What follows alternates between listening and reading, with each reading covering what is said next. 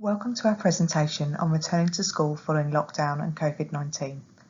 This presentation is best when watching with some of our other presentations, for example, what is anxiety, strategies for managing anxiety, and anxiety in the context of COVID-19.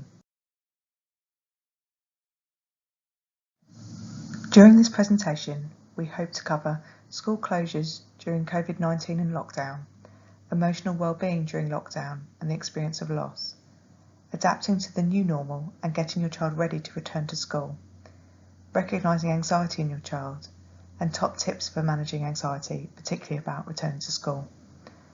At the end, we'll briefly cover about knowing where to go and get help if needed and some recommended reading. The current time has been unsettling for many.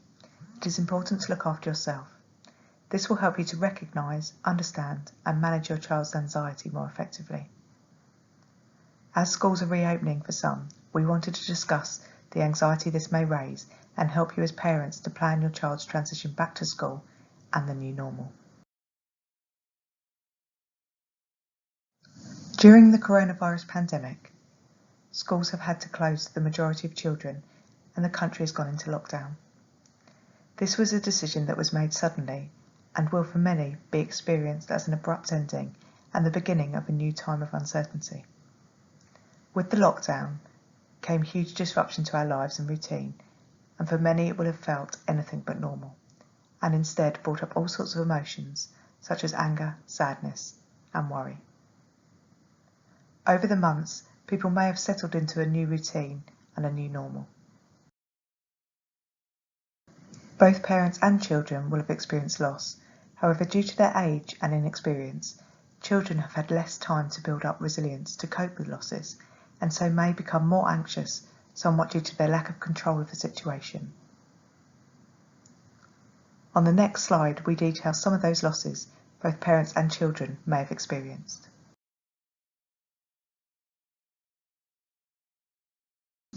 Loss in the general sense is often not spoken about when talking about transitions and change, but it is important to consider and discuss, particularly in relation to the impact that it may have on your child's emotions.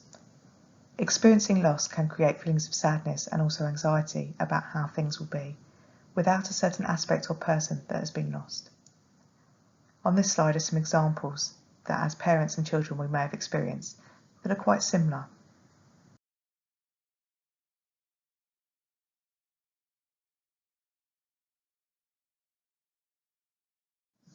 For many, this period of school closures and lockdown has increased the level of anxiety and stress experienced.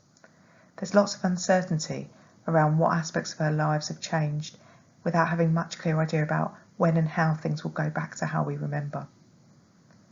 However, despite the continued uncertainty and anxiety about the coronavirus, lives have adapted and they have started to settle into new routines and what could be considered a new normal. For those returning to school, however, this is another change to the recent routine and may trigger anxiety in yourself or your child. Returning to school will bring with it many emotions. Some may feel excited, others may be worried. Again, it's a time of uncertainty about what to expect and how things may be different. We need to focus on what we do know. The school environment, routine, rules and structure will be different. Social distancing is required, so children may be in a different classroom to usual and the classroom may look different, with smaller bubbles of children who are not allowed to mix with other bubbles. Routines will be different, so there may be different drop-offs or pick-ups, lunchtime or break. Changes can create anxiety, and until we adjust to these changes and it becomes the new normal, children may feel worried or unsettled. Some children will struggle with these changes and transitions more than others.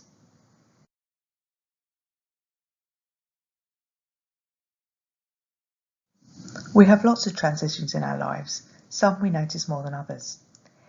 Here are a few that as adults you may have experienced. Some will have been more memorable than others. Different ones will have been different for each of us. This is an opportunity for you to have a think about the ones that you've been through, how they felt, and how you've remained resilient to the challenges.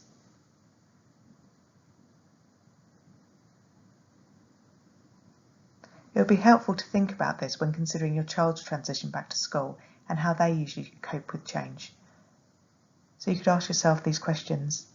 What do you think your child is thinking and feeling about returning to school? How does transition and change impact your child? What behaviours have you observed? What emotions or thoughts have been expressed by your child?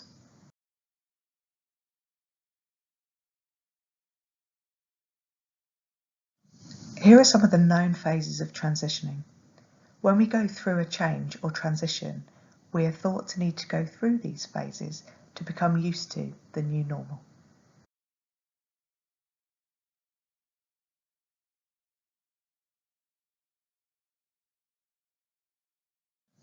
Being anxious when we're experiencing loss, uncertainty, and at a time of change or transition is normal. Hopefully you have watched our previous presentations on anxiety. If you haven't, and anxiety is something that you would like to know more about, then please do watch them. We explain in the other presentations about the fight or flight response, so that this can help you recognise these symptoms in your child and give you some strategies to help manage their anxiety. Children may feel frightened and overwhelmed by leaving home and going back into school and a social context, as however well socially distanced the environment, there's been a lot of reinforcement over the last few months regarding the dangers of the virus. Reinforcing safety rules, boundaries and consistent approaches will help to reduce anxiety and stress. New rules about social distancing need to be framed as do's rather than don'ts, as this helps to reduce anxiety by framing these as positive and protective of ourselves and each other.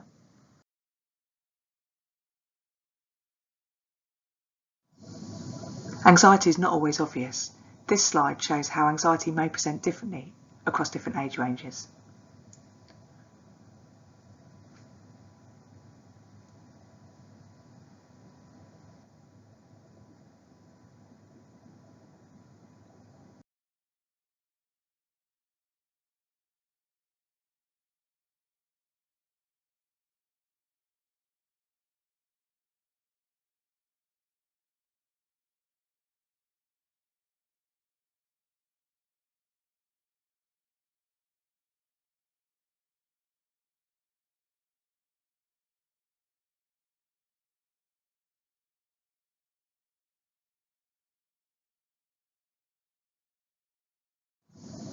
The physical changes for the fight, flight and freeze response are the same for everyone, no matter what age. However, you might notice your child complaining of stomach aches, headaches, or needing to go to the toilet, dizziness or finding it harder to breathe. Because children, particularly younger children, might find it hard to recognise those feelings as anxiety, it's important that you support them in understanding that this is their body's way of telling them that they're worried.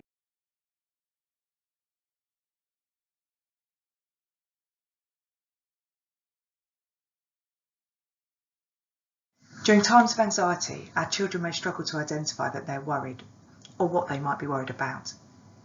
They may experience the physical symptoms, as on the previous slide, or you may see a change in their behaviour. For example, they might be more restless and fidgety than usual. They may have difficulties with concentration, memory problems or irritability. You might find they're avoiding things or they have an increased fear of failure, and this might show through reluctance to attempt schoolwork or tasks that you ask them to do. They may be having tantrums or what you consider overreactions to everyday events.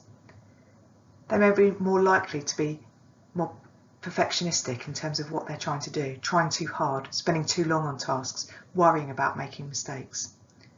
Their thinking might become quite rigid, or they might catastrophise, fearing the worst. You may also find they're crying more, or they're having difficulty settling down for bed, or with their appetite.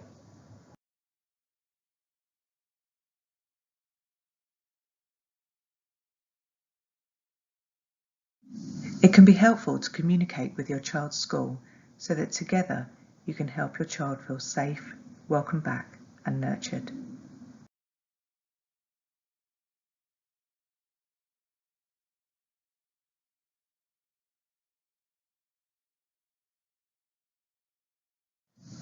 On the next few slides, we're going to discuss how you can plan, prepare and personalise your child's transition back to school.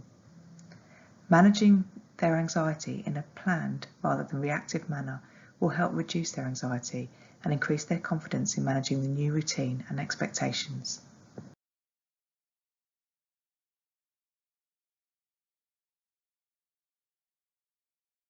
When talking to your child about their anxiety, ensure that you actively listen, validate, and empathise with how they are feeling.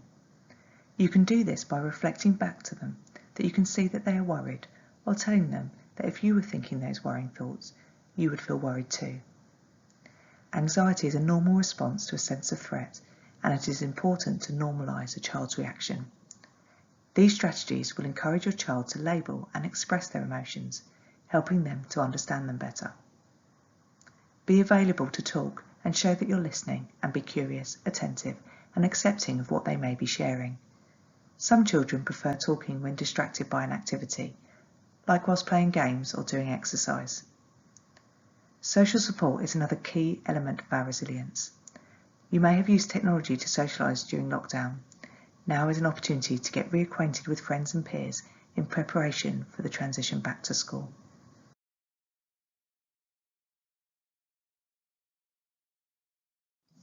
To help prepare your child for the transition back to school, it is helpful to complete some practical steps, such as talking to your child about school, their likes and dislikes, what they may have missed about school, but also, if possible, to walk or drive past the school to remind them about the environment.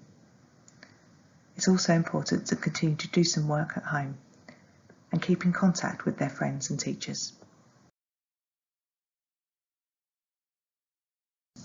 Part of problem solving is to think about the things we can and can't control. A worry is generally something out of our control and can often be identified by what-if statements. It can be helpful to write these worries or statements down and encourage your child to bring them to worry time to discuss. You can also encourage your child to be proactive and resolve problems they can control. Using this table on this slide is one suggestion of how to teach the skill of problem solving.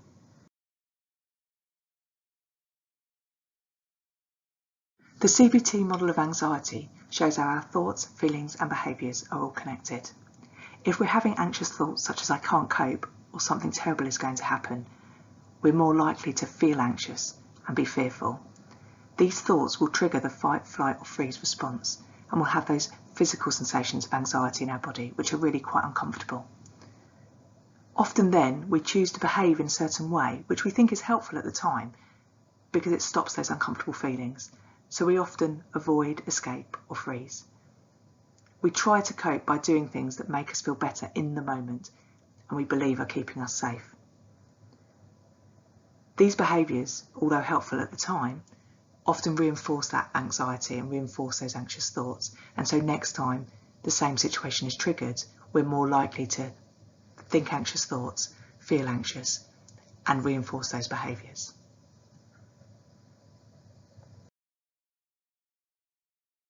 This slide shows some general anxiety strategies. For a more detailed explanation, watch our other workshop on strategies for managing anxiety. You might try some distracting activities, for example, making a list of things that help your child relax and feel less anxious. There's some more ideas on this on the next slide.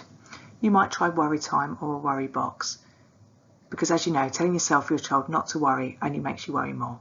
Allowing your child to worry openly in limited doses can actually be helpful. Create a daily ritual of worry time. Allow 10 to 15 minutes when you can openly talk and write down all your worries and then learn to let them go. When the time is up, you close the book or the box for the day and you say goodbye to the worries. You might also help them with finding solutions and problem solving, and a worry tree can be very helpful for this. You might also practice with them some mindful activities or breathing or relaxation activities, because these exercises can be really helpful, particularly for those uncomfortable feelings of anxiety. There's plenty of helpful examples online. You may go on to help them challenge their worries, so they might make a list of all the things that worry them and write some positive, challenging statements next to the worrying thoughts. Sometimes it can help to ask them questions such as, what would you tell your best friend to do? Or is this a fact or just your belief? And also encourage them to talk to someone. After all, a problem shared is a problem halved. Here is a summary for parents to help you with your child returning to school. Some of the things you can ask and strategies you can use.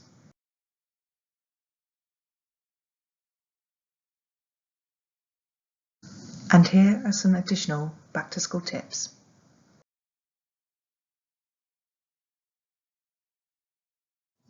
So if you do have concerns that anxiety is affecting your child's day-to-day life, we would recommend that firstly you speak to your child's school. Your child's class teacher has contact with lots of other children at the same developmental age as your child, so they can often give some understanding into what might be normal anxiety. However, they also spend a lot of time with your child during school time, and so they may have noticed some of these difficulties themselves. Each local authority school in Surrey is connected to a primary mental health worker in CAMHS, and so they can contact us for further advice if needed. You can also speak to the school nurse, homeschool link worker, ELSA, or your child's GP.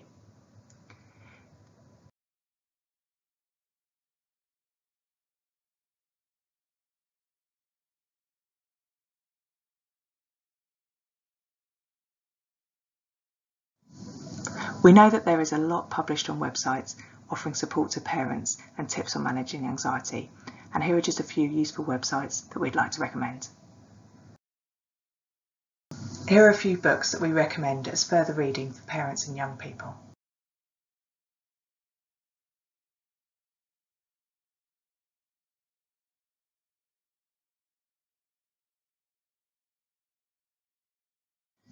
We hope you found this presentation useful. We would really value and appreciate your feedback on it. If you could kindly use the QR code or the link below in the description to complete a short 2-minute evaluation form. To use the QR code, hold a smartphone with camera open to the screen without taking a photo. Your phone should suggest a link for you to open.